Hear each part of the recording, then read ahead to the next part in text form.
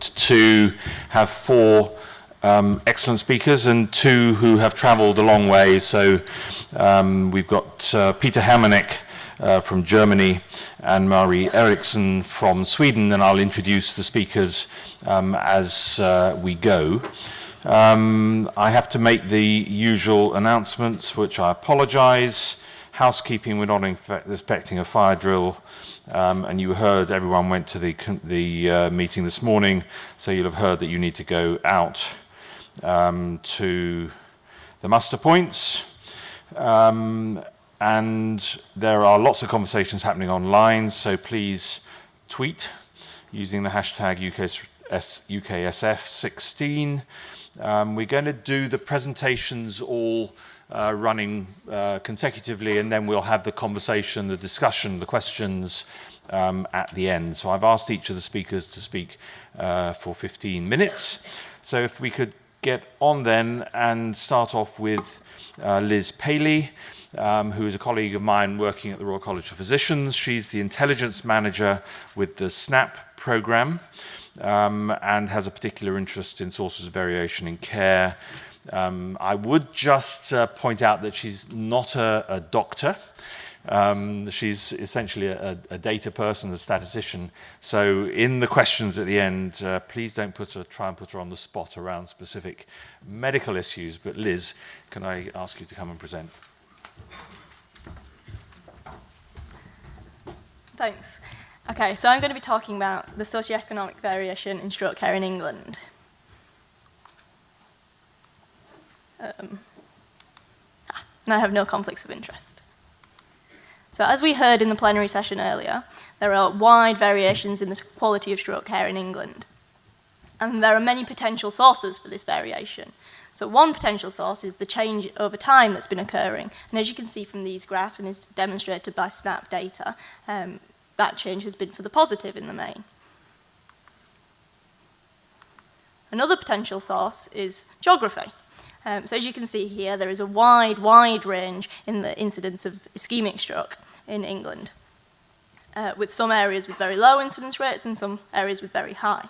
And the probable cause for this variation in incidence is the public characteristics of the populations in those areas. So for instance, age. And this map here, compared to the last map, shows the age standard age rate for the ischemic population. As you can see, that variation has come down a lot. However, there is still a wide range of variation, even after adjusting for age. So there are other characteristics of the population that could be coming into account, such as gender, ethnicity, and deprivation. And I'll be focusing primarily on deprivation in this talk. So as we can see here, this is a map of England, and the pattern of deprivation across here. So in this talk, I'll be looking at what's called the index of multiple deprivation. It's based on 7 domains of deprivation and is a relative score. So the public is put into 10 deciles of deprivation from the most deprived to the least deprived. The most deprived here are in blue, and as you can see, they tend to be clustered in urban areas. And the deprivation, just go back one. The deprivation that I'm going to be talking about is based on the area in which you live, so a neighbourhood of around 1,500 people. So it's a population measure. So the interesting question is, does this disparity in deprivation affect the healthcare quality in hospitals after stroke? And there is evidence from other countries, such as Canada and the US, and from earlier studies in the UK, that it does affect both the quality of care received by patients and patient outcomes following stroke. And in this talk, I'm going to be using SNAP data, so that's data from the Sentinel Stroke National Audit Programme, between 2013 and 2016, and that's over 200,000 patients. And as you can see from the map, this National Registry of Data has very high case ascertainment, so almost all patients admitted to stroke in England are included in this register. So, one place to start is, how do the patient characteristics vary depending on deprivation?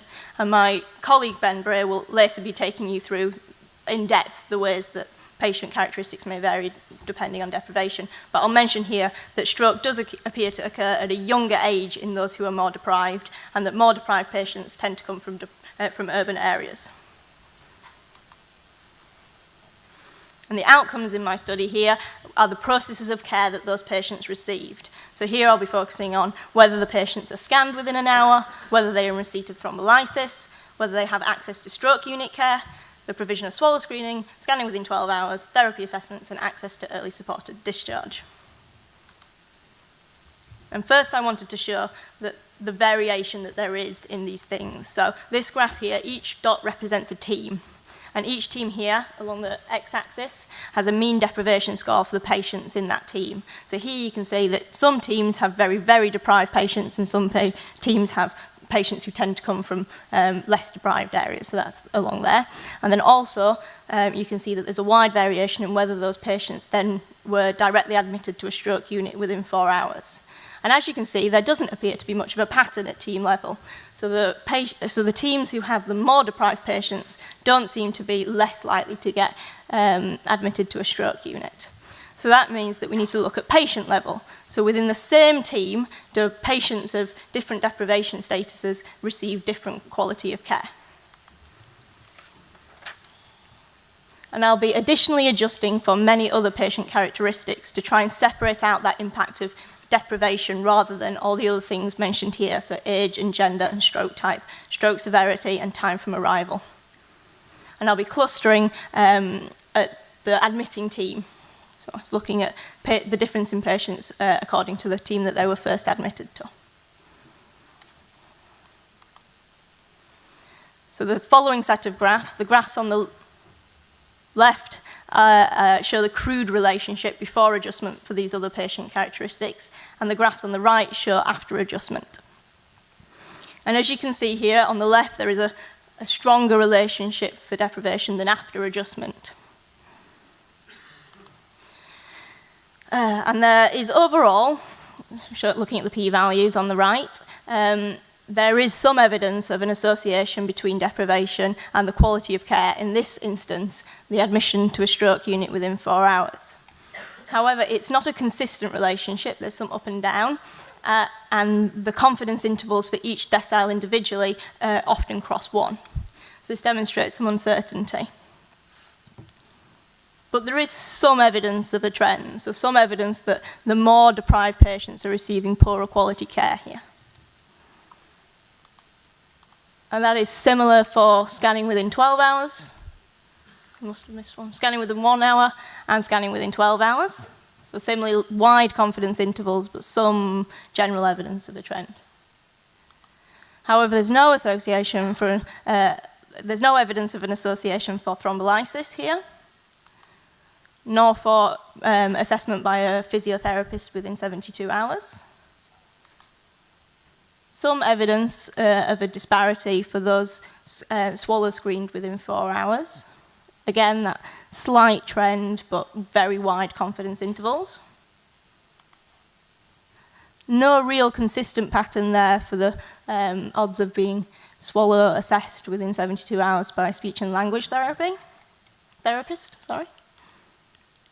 And interestingly here, the more deprived patients being more likely to be discharged with an ESD, which seems maybe counterintuitive.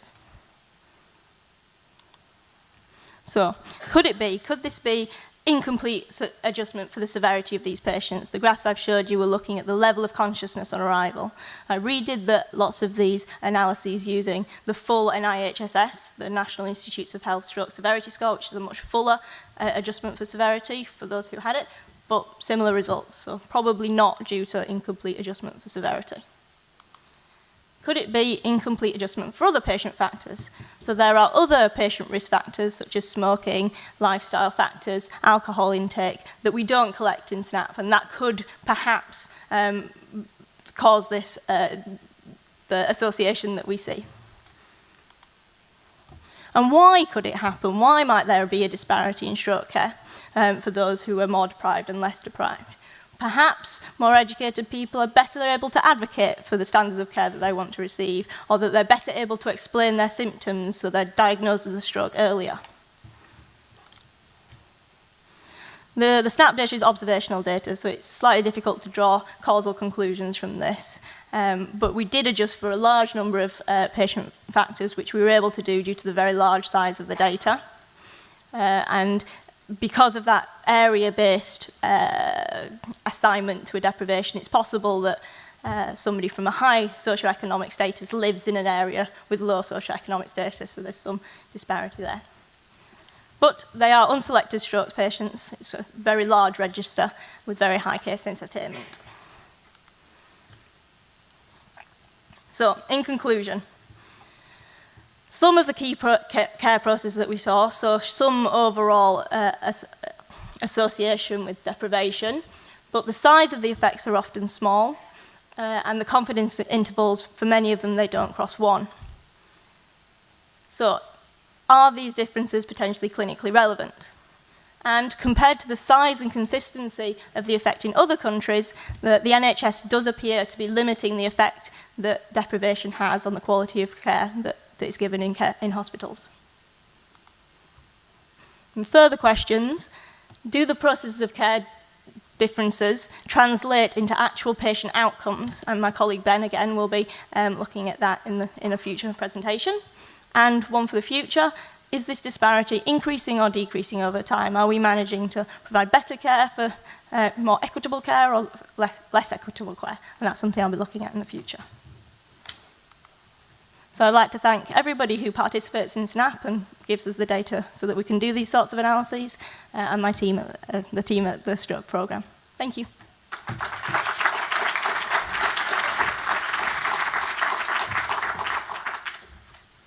Thanks very much.